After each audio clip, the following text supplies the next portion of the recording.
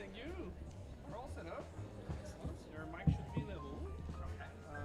I have to give you a handheld because the lapel it didn't work well. Okay. We're later. There you go, sir.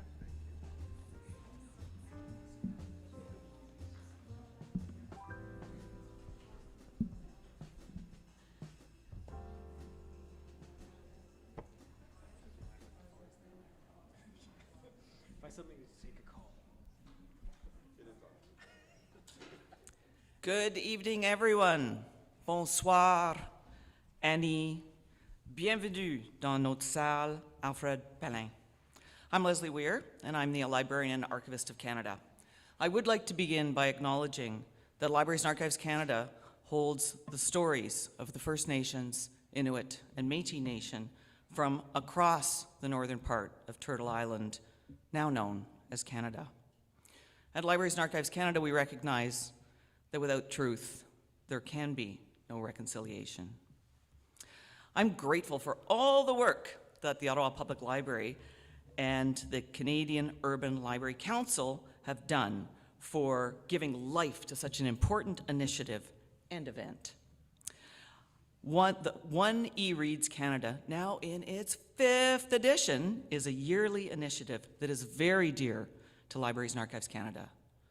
Un Livre Canada est un club de lecture numérique national qui tisse des liens entre les bibliothèques et les lecteurs partout au pays.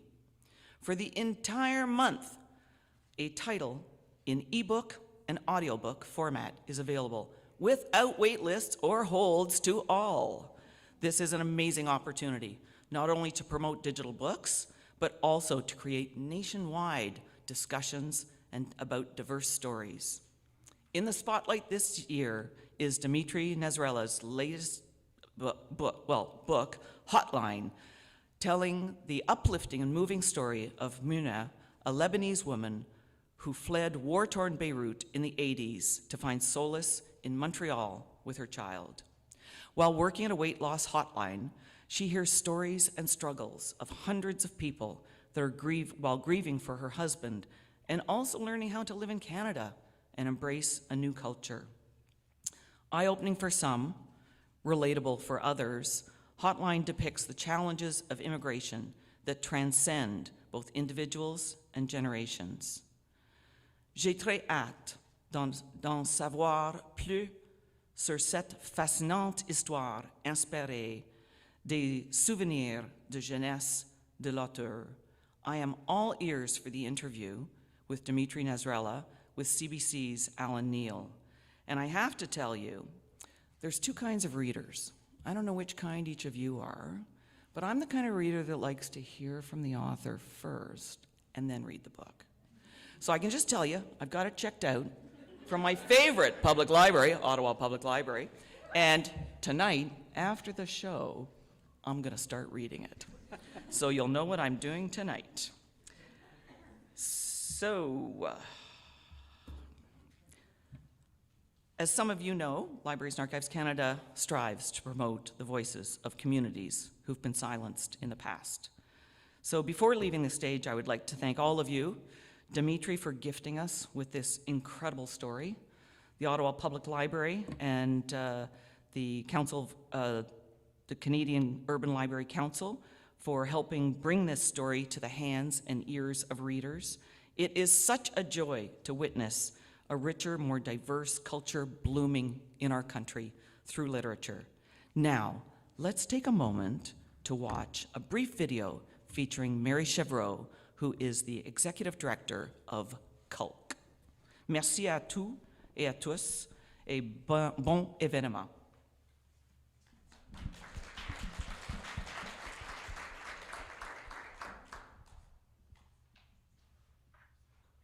Hello, my name is Mary Chevreau, and I'm the Executive Director for the Canadian Urban Libraries Council. I am very pleased to welcome all of you as we celebrate this year's selection of Un Livre, One eRead Canada Hotline by Dimitri Nasrallah. Un Livre, One eRead makes it possible for Canadians to access a nationwide bilingual digital book club via their public libraries. It highlights the important role our public libraries play in providing equitable access to a wide range of digital materials while raising awareness to the high costs and restrictive licenses libraries face when purchasing ebooks and audiobooks. Each year, one eRead Live introduces readers and listeners to new Canadian books and authors by our small independent publishers. While we hope you all enjoy accessing Hotline with no waitlist for the month of April, we also want to encourage you to continue to access e-content and ebooks through your public libraries and to support their efforts to expand digital books. I am thrilled that we have the opportunity to hear from Dimitri, as well as Hotline's French translator, Danielle Grenier, at this year's events. Thank you, Library and Archives Canada, and to la Bibliothèque et Archives Nationales du Québec for welcoming us into their spaces, to Ottawa Public Library for helping to organize this year's program, and to CBC Radio Canada for hosting these events. I look forward to learning more about the inspiration behind and the process of writing and translating Hotline. On behalf of the Canadian Urban Libraries Council, I'd like to extend a warm welcome to all of you attending in person and online. Thank you for reading.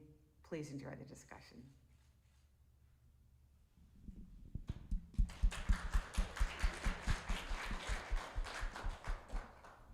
I mean, she can't hear you clap, but I'm sure she appreciates it deep down. My name's Alan Neal, and I host a program on CBC Radio called All in a Day, which is heard weekdays 3 to 6 on 91.5 FM in Ottawa, Gatineau. Thrilled to be here tonight. In honor of the 1980s setting of this, I am in my Littlest Hobo Maybe Tomorrow t-shirt. I have my Gem and the Hologram socks on. I brought my Ewing oil cap in honor of Dallas, but I'll debate whether I leave it on or not throughout the show.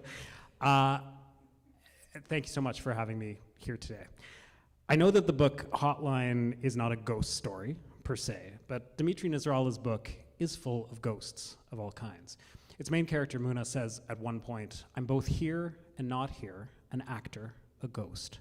After arriving in Canada, after escaping the conflicts in Lebanon in the 1980s, she finds herself pondering ghosts in old furniture and in secondhand clothing she can afford for herself and for her son, Omar, saying of one coat, "Its ghost feels a little more like me than the ghosts in the other coats. The process of making it mine has begun."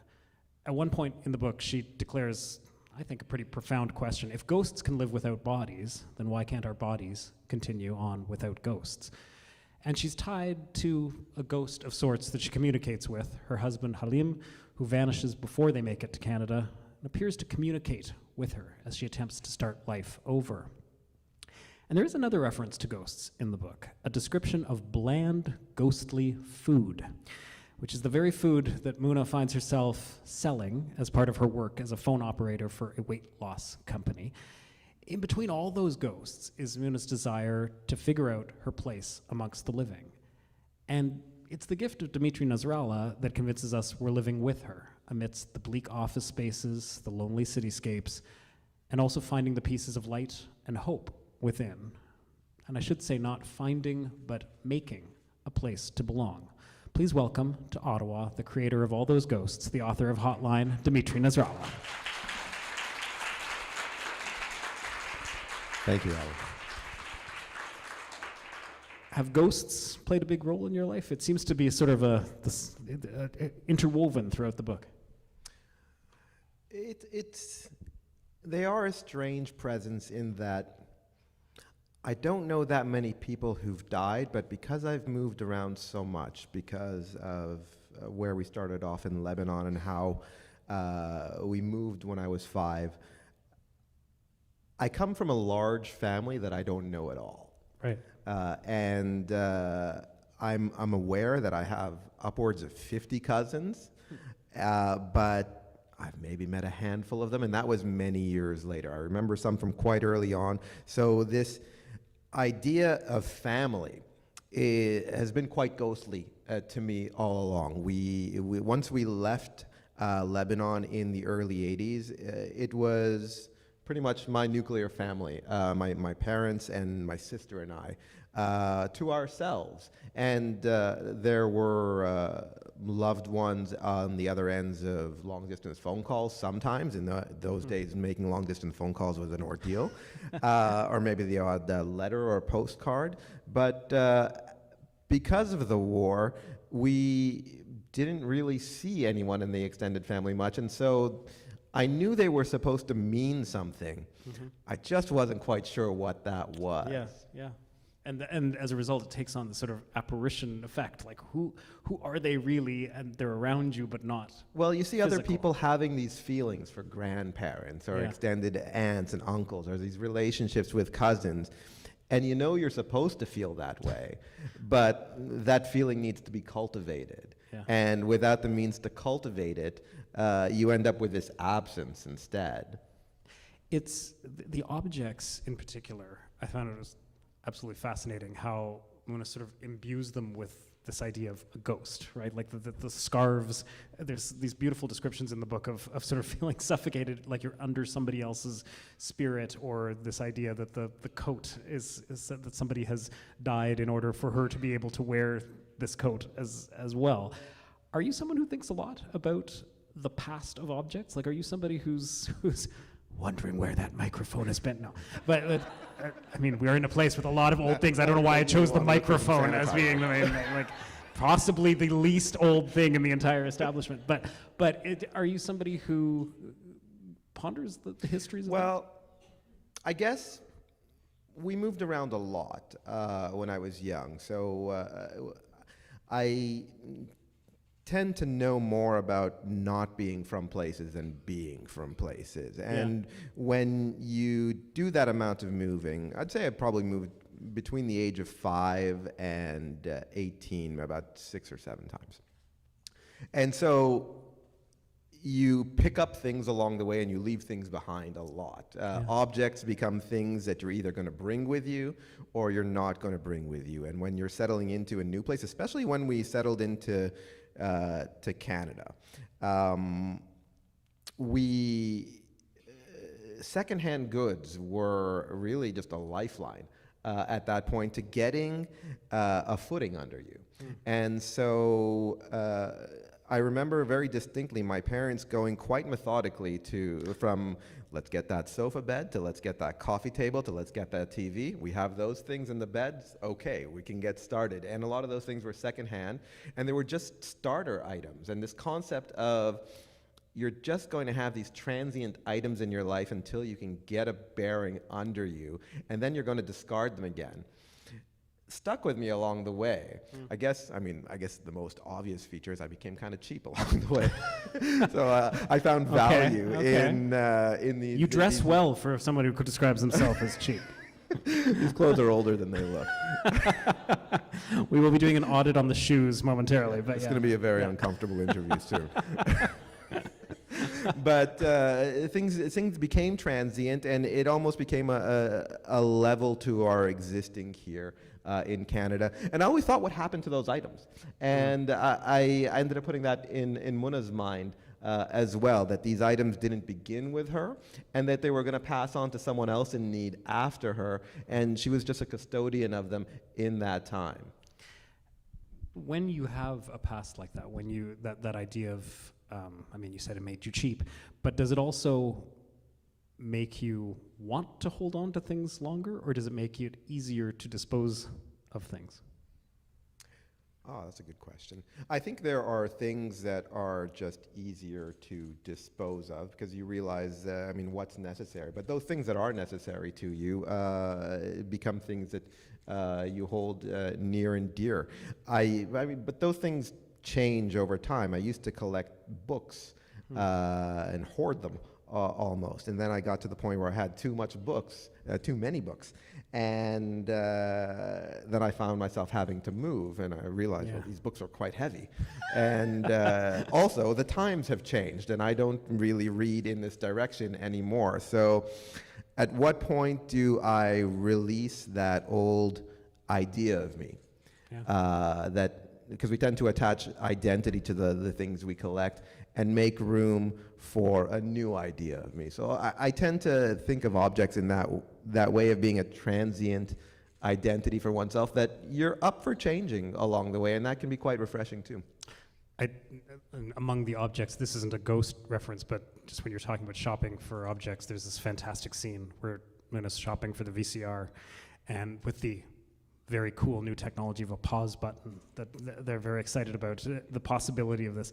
But there's this idea where she's trying to weigh out whether or not she's going to keep it.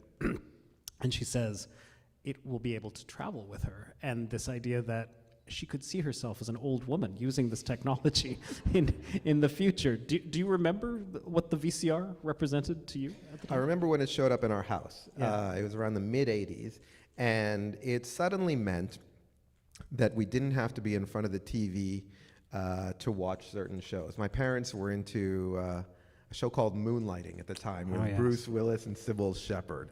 And some live by night. Yes, okay, yeah, I'm ready. and so they began recording that, and we can't mention the Cosby Show anymore, but the Cosby Show was quite big at that time, so we would record that. And all of a sudden we had this collection of shows that we could keep. I mean, who'd ever thought about keeping television shows before? But with the VCR, it became something you could do. And then it added that activity of going to the video store, which was a fun thing to do in the 80s and 90s. So I think the VCR felt like a really nice addition to the home at the time. Come back to some of the pop culture in a moment. By the way, if they still have their Moonlighting VHSs, I believe I was reading this article the other day that apparently it's one of the series that has never been re-released, so people are willing to pay lots of money for even TV recorded versions. I'm just saying. You're adding regrets to my life, Alan. So much meaning, yes. There is the actual ghost of Halim, and I wondered how you played with the idea of how to portray their interactions between Muna and this husband who she has lost, who she doesn't know for a large part of the book what has happened to. She just doesn't know with certainty what has happened to him. He does appear sort of in these fantasies, for lack of a better term, which sometimes she's not even sure what has happened and what has not happened, but where she actually has conversations with him. There's like romantic interludes between them. How did you play with the idea of what you wanted to do with Halim? Halim began as a living feature in the book. And then after the first draft, I wasn't quite sure what I was doing with him. He felt extraneous to the story, and I need to give him more of a purpose. So I thought, well, I could kill him off, and that would solve a lot of things. But then the book was already kind of teetering towards the pessimistic. And it wasn't the impression I wanted with the book. I think one of the very first things I decided with this book is I wanted it to feel intimate, and I wanted to feel people to feel like they could enjoy bringing it to bed and reading it. And before I even had a story in mind, I knew that was the feeling I wanted to go for. So that was my guiding principle with the book. So I thought, well, how do I minimize Halim and yet make his story or his inclusion in the story tie into that intimate feeling? And so I went for this halfway house of turning him into a ghost, even though I'm quite skeptical of these fantastical leaps in fiction. So I thought, how am I going to manage this so it doesn't feel like I'm tripping over into fantasy? And the answer I came up with was that it had to come from a real emotional yearning. If a ghost is something we long for, that we can't have access to. And so Muna was lonely, and it gave me an outlet for her to cure that loneliness in a world that wasn't quite letting her do that just yet. And the only place she had to express this fantasy was in this tiny bathroom of this apartment where she was allowed to have privacy. So it had very concrete reasons for being there, and so I played with it that way, and then it developed into this entire backstory for her, and just led to this conclusion which I wouldn't have guessed at the beginning of the story. So wait a minute, you didn't have that whole backstory for Halim at the beginning at all? No, that came towards the end. I think in the second revision process, I realized that I had the foreground of the story where I wanted it, but my editor began asking questions about what was going on in the background. I had these disparate portions. She's like, how are you going to tie these together? What's the through line for this? And so I began to stitch them together. And once I did that, I began to see that I could arrive at this ending with it resolving what was going to happen with Halim, and have it be unexpected and expected at the same time. So it was the best kind of ending for what I was looking for, because you're surprised, but you're not, and you realize that the book has been doing multiple things at the same time, and so it forces you to kind of look at it in a different way at a very pivotal moment. And just so I'm clear, when you say he was a living feature at the beginning, do you mean like he just moved to Canada with them, like he was hanging out in the apartment? I think originally I had him on the phone, and they had arrived before him, and he was going to show up. And then by the time I finished the first pass, he hadn't shown up yet. And I was like, I kind of like the story without him there. And this apartment is kind of small, and I've already written a lot about father-son relationships in previous books. So I liked that this was Muna's story, and I didn't want to have Halim show up and kind of take over and create this different dynamic. So it was a good way to keep it being her story. Poor Halim. Well, are you good at being cruel to your characters? Like, are you good at saying, like, you're done, out? Or do you tend to feel like, I took all, I had crafted this story for him already? I mean, I don't, I'm nice to them, I think. But on line 2 is Halim. Yes. No. If they have to go, I guess I did treat Halim cruelly, probably cruelly than most characters I've treated before. Although I finished off my third book, the previous book, Bleeds, by throwing the main character out of an airplane, and he gave a monologue as he hit the ground. So that was arguably crueler than what Halim received. But I think there has to be a balance somewhere of all your characters there. They just meet and they're like, well, you wouldn't believe what he did to me. That line where it says, if ghosts can live without bodies, then why can't our bodies continue on without ghosts? I have to admit, I was rereading and reviewing that line several times. Where did that line spring from in your mind? I think a lot of those connections happened on the final pass with the story. I was beginning. I had the foundation of the story where I wanted it to be, and it was all about building those textures. So I was reading through, looking for these thematic connections, these opportunities for associations to be made. And it was probably in the last few months of working on the story that I would see these instances to come up with conclusions for things that had been boiling under the surface, to come up with lines that somehow would capitalize on what the character and hopefully the reader were feeling at that time. And so those types of situations would just happen in the moment, incrementally. I don't know where I'm going a lot of the time when I'm writing, but I've realized after 20 years that I have to have a lot of faith in the process of not knowing. As long as I sit there and start writing, I'll trust that something is going to come out that will eventually be meaningful. And this idea of something being meaningful is not something that just comes fully formed. You crawl towards meaning, and eventually you get there. It's hard won. So I operate that way with arriving at moments like that. So once you get it, once you've got a line like that, what does that line mean to you? Then why can't our body continue on without ghosts? Well, I think it means you can feel free to move forward, to not be weighed down by this baggage that we all carry around. I think we're all more than just one person. We are a composite of everyone we think about. along the way. And some of those thoughts aren't always the lightest, and some things burden us more than others. And those, for better or worse, are ghosts. So if we can arrive at a point where our bodies can move ahead without ghosts, then we're discarding them like the secondhand furniture, and leaving them to live another life without us, so that we can hopefully become someone different and maybe someone better. There's another passage where you say the people in our lives can be there for us even when they're not. Do you understand? But sometimes if you try to grab onto them too strongly, they just disappear.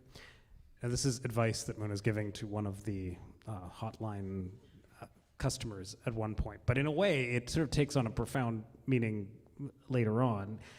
How hard do you think it is for Muna to hold on to those around her and to let them go? We've been talking a lot about objects and belongings, but people, because she doesn't keep a lot of people close to her. No, she keeps Halim. She doesn't really keep her own family, because her own family hasn't really kept her much. She was the youngest sibling in her family, and she was treated as someone who needed to be taken care of more than a full member. And that comes from my own mother's experience, who was quite a lot younger than her family, her siblings. And her mom ended up dying quite young and tragically. And so she became this question in her family of who's going to take care of her. And so she was passed around from sibling to sibling. They were all adults at that time, and she was still a teenager. And eventually she struck out on her own and got married pretty quickly. And I mean, in retrospect, had me quite young. I'm thinking about a lot of those types of situations where you don't want to be a burden on others for much longer, so you find your way out. And also how that situation would have later on affected how I was raised, and how we passed down those traumas from generation to generation. And it's easy to think of those traumas being all war-related, but in reality, they're a mix of ordinary life events, and then the war comes on top of that. When you talk about the traumas being passed on, like, are you still dissecting that for yourself? Is that I'm sure nobody ever says I've got myself all figured out, but it is in terms of when you start saying, okay, how much of everything she went through and with her family, as you say, even without the war element, I know you can never divorce it completely, but those traumas, when you start thinking about, okay, how did this affect me? Is there a point where you start to? I mean, I'm 46 now, and I would say that in my 40s, I've spent more time dissecting that than any other a decade before that. Now, when I say that, I don't mean that in any sad way. I don't find it to be morose or filled with regrets. I'm just curious as to how it all comes together, and I feel like I'm at this midway point where I still remember childhood quite clearly, but I see other childhoods coming up, and I'm curious why I make certain decisions along the way, or where certain impulses come from, and especially how things can be improved. And I think we all kind of go through that when we become parents as well. We realize that some of the things we do were passed on to us, and we don't necessarily want to be repeating them in the same way. So that kind of analysis is really quite enlightening. And part of the reason for writing this book was that I felt that in my first 3 books, I'd come up against this limitation where I could go with my fiction because I wasn't asking those questions. And once I began breaking down that wall, it wasn't just for me as an individual, it was also for me as a creator and artist, to be able to really have this honest relationship with where my tendencies were coming from. And I think that's why maybe Hotline feels like a different book than the previous books. I think one of the early critics noted that it's a fourth book that feels like a first book, that I wasn't ready to write as a first book 20 years ago. And so here I am having another go at it with the writerly experience that I wouldn't have had back then. It's interesting going through reviews of your work, because how often the word melancholic comes up, especially in some of the earlier works. And it's not exactly the right word for what struck me during this, because I actually found a lot of this book quite joyful, quite inspiring. But you do describe the dreary very well. Like you do, there are so many effective descriptions of bad ventilation in this book. Like the droning ventilation of the central heating system as a lump builds in my throat. I haven't inhaled fresh air in days. In the apartment, we breathe through the building's humming ventilation system, and with it, the crisp warmth of old steam pipes and whatever wafts over the garbage chute down the hall. The section where you say, at my desk, I inhale the electrified dry air of the office with its particles of carpet dust and disinfectant. Just filled me with joy. No, how do you start, what is it about that buzz that got through to you somehow? What are you I think carrying? those are the details of the reality that just appeal to me in terms of really staging how we feel. It says something about a person with how they absorb a room. Yeah. You can either look at this room and see something grand, or the lighting can be too bright for you. And those two perspectives speak to different personas. At the end of the day, is the lighting too bright for you? It's actually quite nice at this point, but I do find myself looking at how many of them are out and counting as I go along. So. It's a good psychological test, actually. We should have asked everyone, what do you notice when you look in the room? The glass half full, the lights half out. That is a great... The people at home are really missing something here. We'll turn the cameras. You really have to take a look at Let's bump the up the ceiling cameras at to the some point. lights. Yeah. But I mean, when you... are you somebody who has always paid a lot of attention to details when you enter a room? Or are you somebody who's kind of absorbing the smell, the sight, the sound, the buzz of the I like to take everything in a room because, it sets a scene. Yeah. In a way, it informs how people are interacting with you, how they're interacting with each other. It adds comedy, it adds tragedy, it adds mundanity. It can add any number of features depending on how you want to see it. So, as a writer, I almost make a game of how I'm seeing certain rooms. It's like those majestic 17th century Renaissance paintings where there's a million things going on, and you realize the genius of it is the fact that so much is going on at the same time, and that's really what captures that one moment. That one moment can have a lot going on in it, and so I've always just been naturally aware of just how much can be going on in one space, and it tends towards melancholy at times, but it also tends towards comedy a lot. I think that's the foundations of comedy is observation. So it's usually the private laugh track in my head. And in your Renaissance oil painting, there's a fax machine chirping and spitting paper onto a tray, which I loved as well. Yeah. Oh, yeah. That's the other description. The fluorescent white office light is threatening to burn a salty tear of joy into the creases around my eyes. The guy who's counting the lights that are out in the room. Were there moments where you were double checking 1980s decor? Were there things where you were ever looking at how rooms were? Yeah, I did an entire pass on the late stage of the book just on 1980s research. And that was so much fun. Yeah. It's amazing how much exists on Instagram in terms of people who are hobbyists who are documenting 1980s dead malls. I found practically every single underground mall in Montreal without having to leave my desk. And you're just sitting there scanning through the pictures and you're looking at the details. It's like, where did that plant land? Oh, there's an escalator over there. Yeah. And you kind of inform yourself of this world, and especially when I'm looking at photos of like Rue Sainte-Catherine and trying to figure out what stores were there at any given time, and especially where the movie theaters were.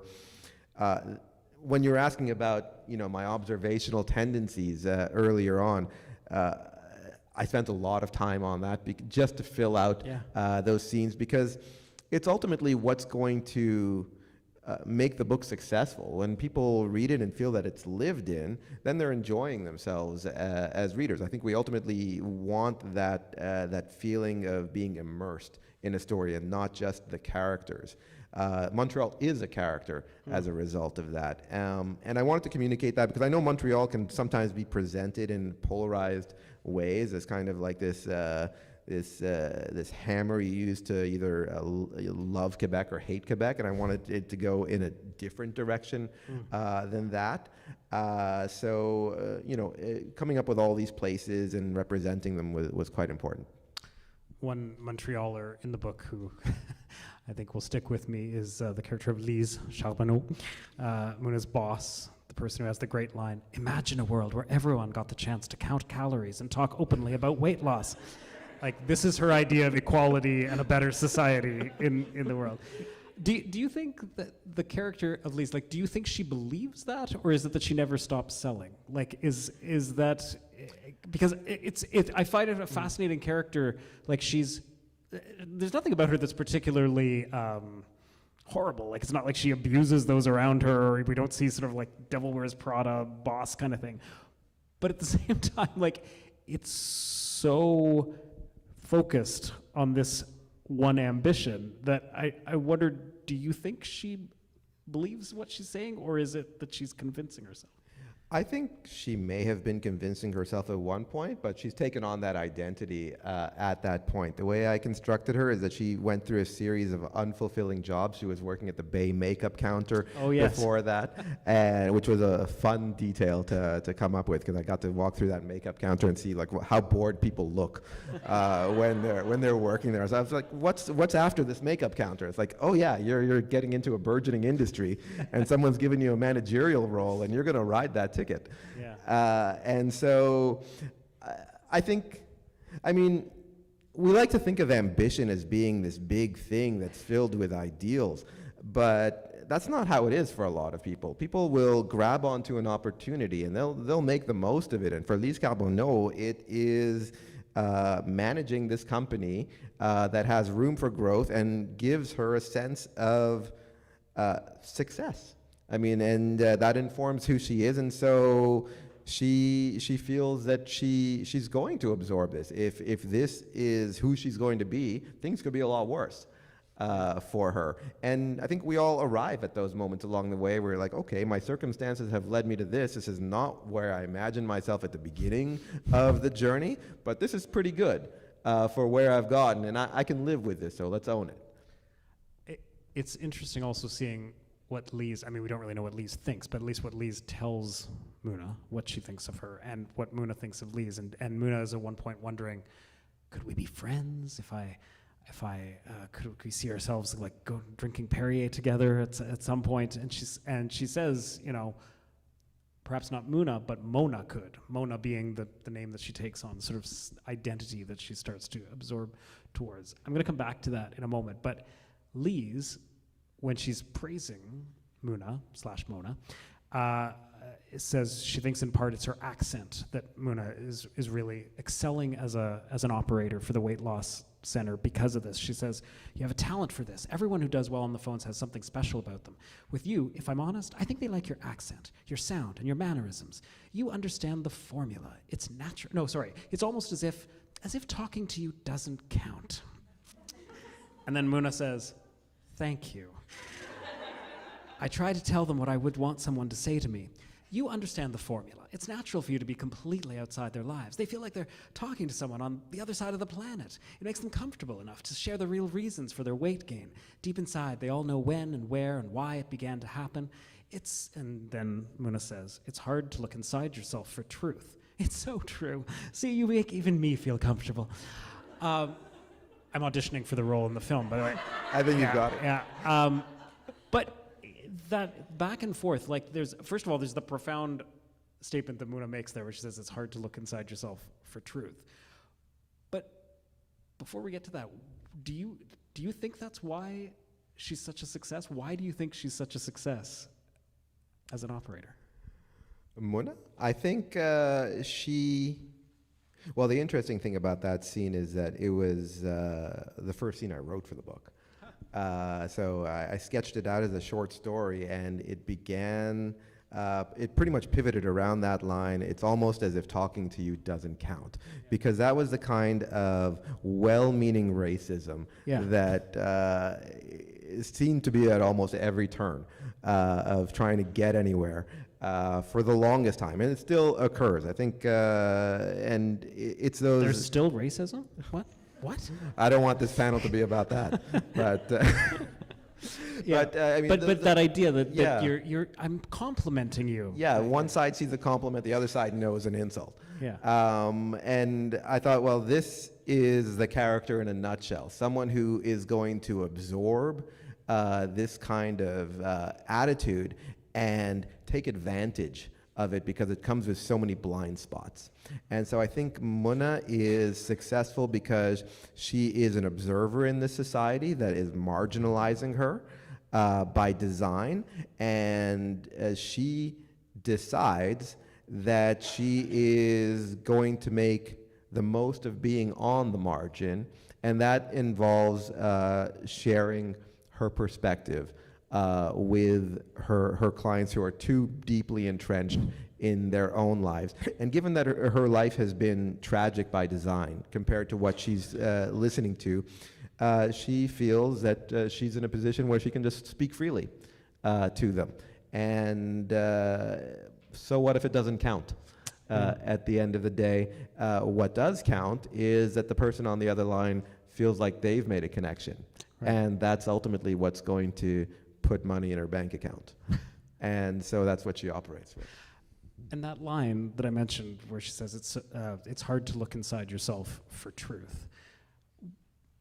What do you think Muna learns about that line through the book? What do you think that journey is about actually being able to look inside oneself for truth? I know that sounds like Hallmark sentiment on one sense, but there is actually something quite huge about that understanding. Yeah. I mean, I think we get tired of looking inside us, and we just want well enough to be alone. And then once we do that for long enough, that can lead to tragedy along the way. You think things are just going to be fine the way they are, and then they aren't.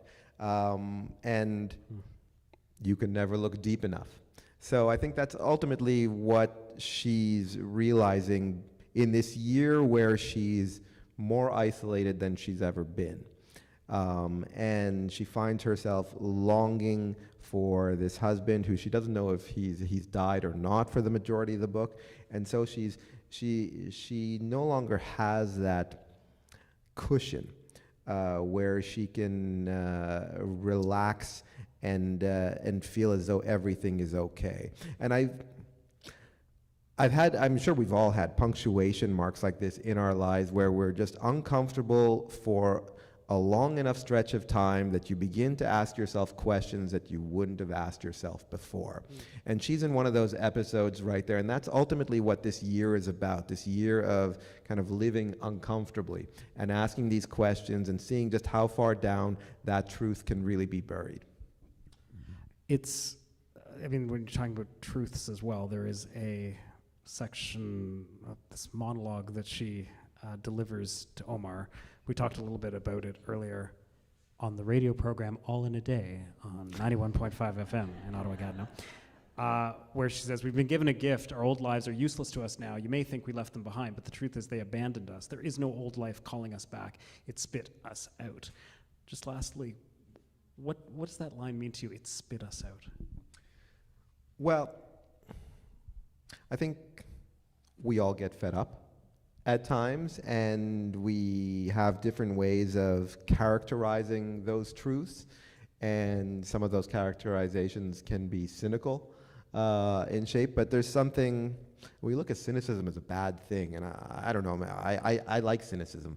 I think there's a hardness to cynicism that is quite essential to look at sometimes, provided you don't tip over into it too much. But in that particular moment, she's frauded, being pulled together in so many different directions, and now she's losing her son, who's all of a sudden realizing that his frustrations are amounting to this conflict with his mother.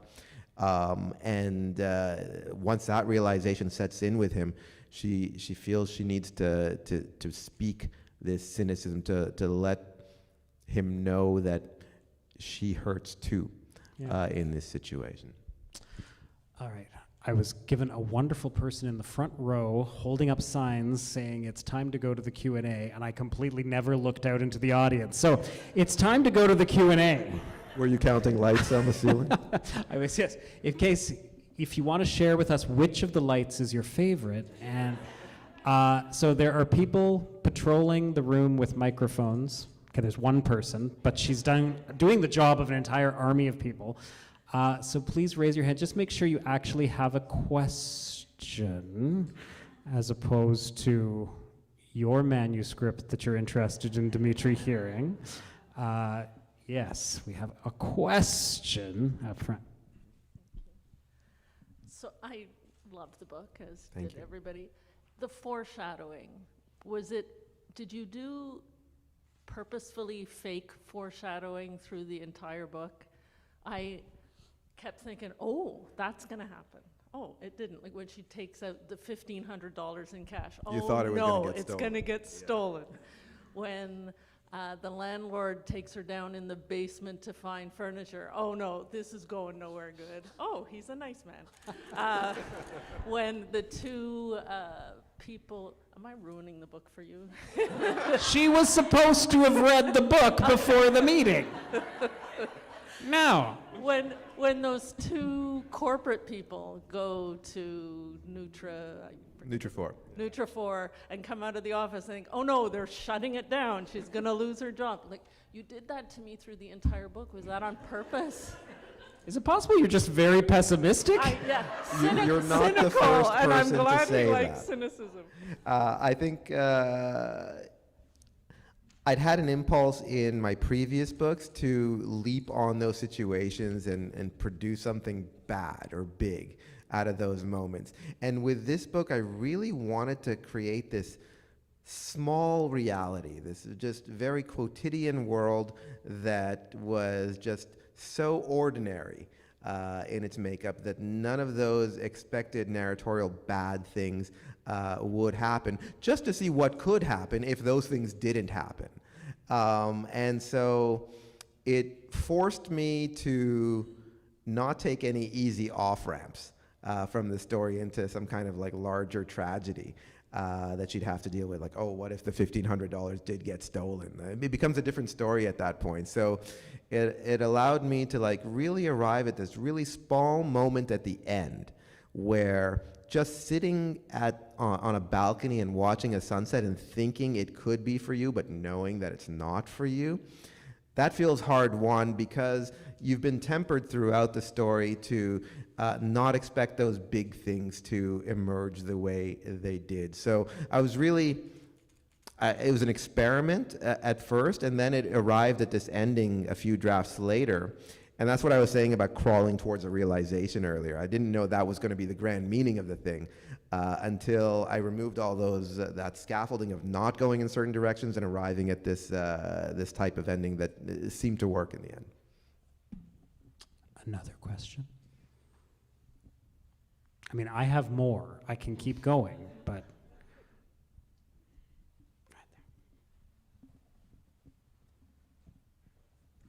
Hey, I'm really really enjoying the interview so far. Thanks for being here. Thanks. I'm like halfway through the book. My friend got it for me for Christmas, so it's really cool that you're here now. But I'm curious about Omar and his growth and just like, how is he feeling as a child? And we don't get to hear his inner dialogue and like, what do you think is going on with him? And how is this, I don't know, how is this entire story affecting him as a child? Well, I hate to say that the answer is in the second half of the book. Oh no. But I think You haven't gotten to the part with the robot then. Okay, just check. But what can you tell me about, like, as you were writing him, kind of just... Well, I purposely wanted to stay away from going into Omar's perspective because for me, Omar is a stand-in for my own life. And I felt going into this book that I had already done that with my second book, Nico, where I'd written from that perspective. So I purposely wanted to keep away from going into his mindset. What I wanted to do with Omar was to present this character from the outside as being quite silent and stunted by the society that he's been put in and this ordeal that is very much out of his control, having to go to classrooms he doesn't want to go to, learn from things he doesn't want to learn, and ultimately not do well in school. And what ends up happening is that all these minor frustrations amount to this realization that I myself had around puberty, which was that the world is set up against you. And who do you blame for that? You blame your parents. And so that's what ends up happening with Omar at that time. And I remember that just being a very sad realization at that moment, and one that probably provoked the writing of this book 30 to 35 years later, because I was still thinking about how my life went on this different path because of that first year and what those frustrations ended up meaning to me. So I wanted that to be around Muna's story, but not the story itself, because when I wrote this book, I was writing it from the perspective of the parent, and I could really see at that point how consequential that is to a parent, how much of a failure that feels like to a parent to witness that, and to see that you had a hand in it, but you also had no choice, given the hand you were dealt. And so it becomes incremental in nature and almost unavoidable. So that's how I wanted to present Omar. Thank you. Another question?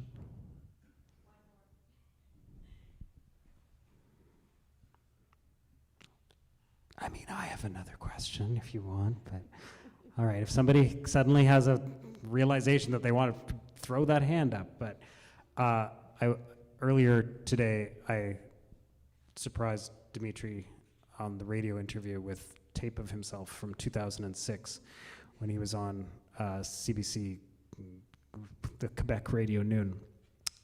This is another clip of yours from the past.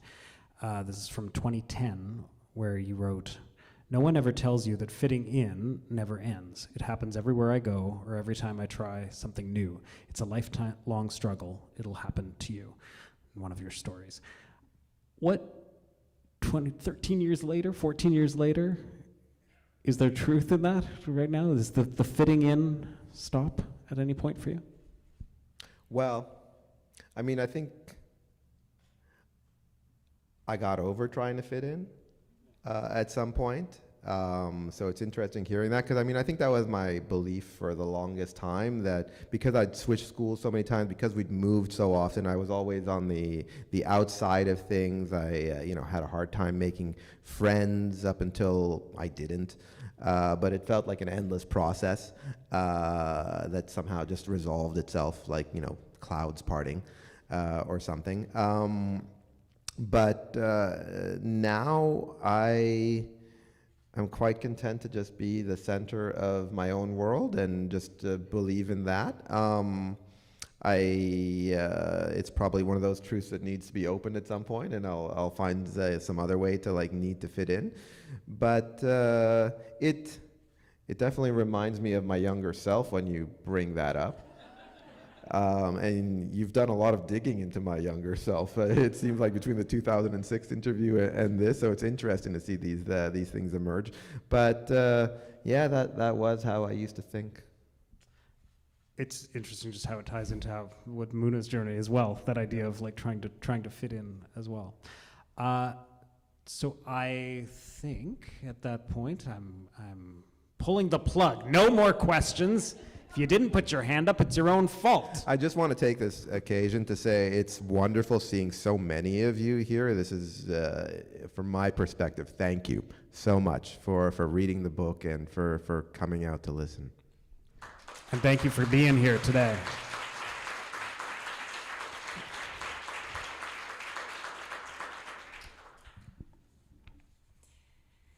Alan and Dimitri, thank you both for a wonderful discussion that adds to our appreciation of the already very excellent Hotline. You know, I felt like I could see I'm one of the readers who reads before I hear the author.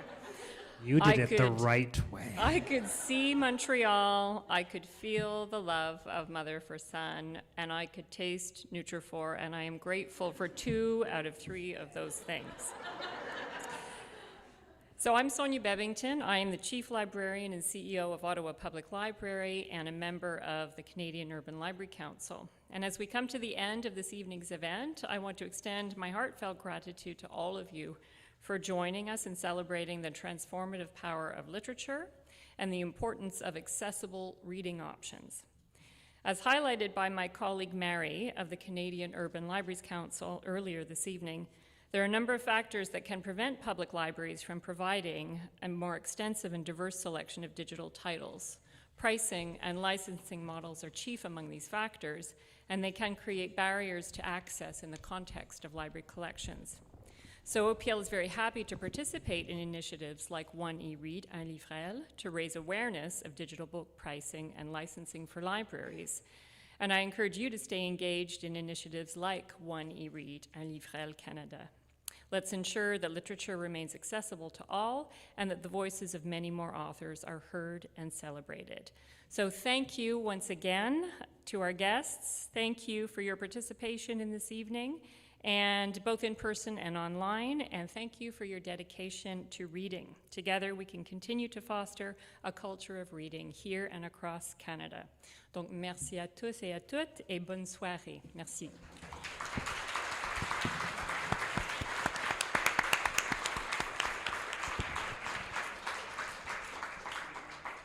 And is there signing now?